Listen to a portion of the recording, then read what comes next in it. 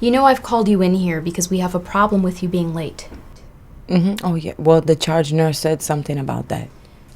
So what I've written down here is that in the past 2 weeks since you started working, you came in at 3:20 on Tuesday and at 3:50 on Thursday. And then again, just this past week on Tuesday, you came in at 4:08.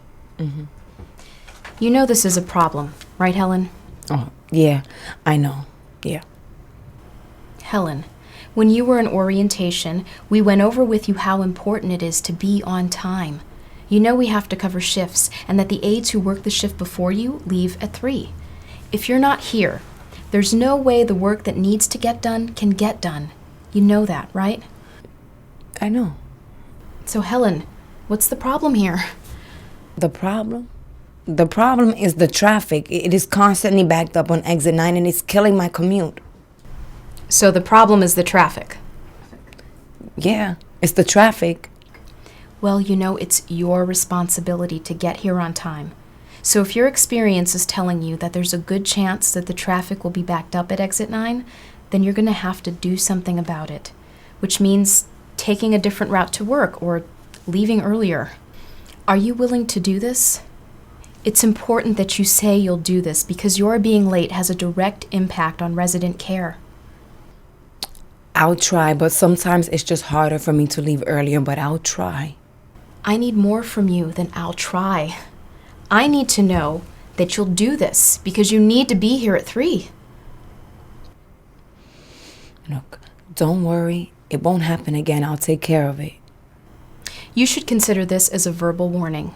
If you're late again, I'll have no choice but to write you up. Are you going to fire me or something? No, Helen. I'm not going to fire you. I'm going to assume that you'll keep your word and that you'll take care of the problem and be here regularly at 3.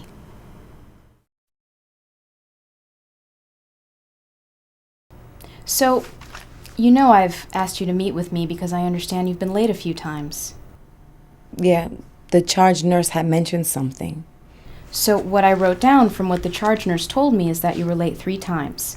Last Tuesday and Thursday you were 15 minutes late, and this past Tuesday you were over an hour late. So I imagine that something must be going on for you that's causing a problem. Can you tell me a little bit about it? Well, I'll try to fix the problem. It's just that the traffic has been so backed up on exit 9, it's killing my commute. Well, that must be very frustrating. Yes, it is. I don't know who decided to do construction at that hour. They should do it at night when nobody's on the road. Well, it sounds like something you don't have much control over. That's right. And it gets me so mad because I love working here and I hate being late. Well, I'm pleased to hear you say that you love working here. And clearly, you don't like being late. Now, I live just around the corner, so I walk to work and I don't have to deal with traffic. But I can understand how difficult it is for you. Yes, it really is. I assume that exit 9 is the fastest and most convenient way for you to get here? That's right. All the other exits take me completely out of the way. So we have a situation where getting off at exit 9 is not reliable because the traffic backs up, which then prevents you from getting here on time. But on the other hand, I'm sure you can appreciate how important it is for you to be here on time. It's hard to cover shifts at the last minute, so when you're late, it has an impact on your team. They need you. I know. My residents need me too. Absolutely. Your presence here makes a big difference to our residents. In fact, I've heard you've established really sweet relationships, particularly with Mrs. Jones and Mr. Henry. Oh, yeah. They're great. We have a good time. Well, they really love you, you know. Really? That's cool to hear. Helen, I would like this to work out very much. So I'm wondering if we can brainstorm ways to deal with the situation.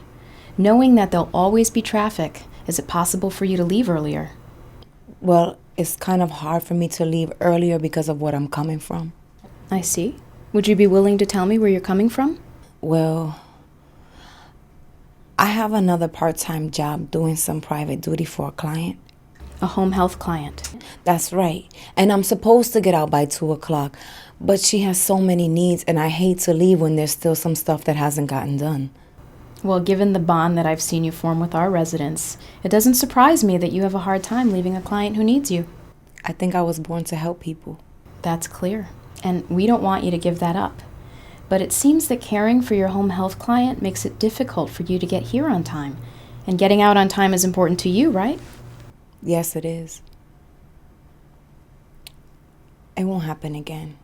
I promise. Helen, I trust that you believe that and that you really want to make a change. I really do. But because you're so caring, I'm not convinced that in a couple of weeks you might not get pulled back into the same pattern with your home health client. I think it would help us to think through strategies to help you leave when you need to. Okay. So on the days that you managed to get here on time, what worked for you? Well, on the days that I managed to get here on time, I made sure that I left exactly at 2 p.m., which means I got here at 3 o'clock, even with the traffic. So if you leave by 2 p.m., you feel confident that you'll get here on time. Yes, I'm sure I will. And leaving on time doesn't pose a health or safety issue for your home health client, does it? No, it doesn't. So Helen, while it's clear that you don't have control over the traffic, you do have control over when you leave your client's house, even though it might not seem that way. Yeah, I guess you're right. So what do you think might remind you of this and remind you that there are serious consequences if you don't leave on time? Well, I could think about the people here that need me, and I could think about losing my job because I definitely don't want to lose my job. And maybe my client can help me.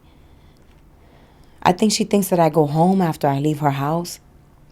But maybe if she has a lot of stuff still left for me to do and it doesn't get done, we could make a list for the next time. That's great. It sounds like you've had some practice prioritizing and setting limits. Oh, absolutely, with my kids every day. Well, if kids don't teach us to set limits, nothing will. So you have a number of different options. There's reminding yourself of the people who need you here. There's reminding yourself that your job here is at stake. And then there's getting your client to help you make a list of things you'll do on your next visit. Do you think these steps will work? Yes, I'm sure it will. Well, what strikes me is that you're trying to change a pattern that's been going on for a while now. You've let your client keep you late because you're such a generous person. Now, she might put up a bit of a fight at first. Oh, yeah, she's persistent. So you'll have to be strong. And you might also need some support from the outside. I'm more than willing to be that support for you. That's great. Okay, so next week, Tuesday and Friday, I'll find you on the floor and we'll check in. Tuesday and Friday? Got it.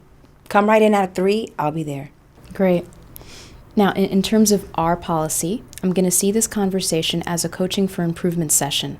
However, I do need to tell you that if you're late again, it will be documented in your personnel file, and at that point we'll need to come up with a remedial plan.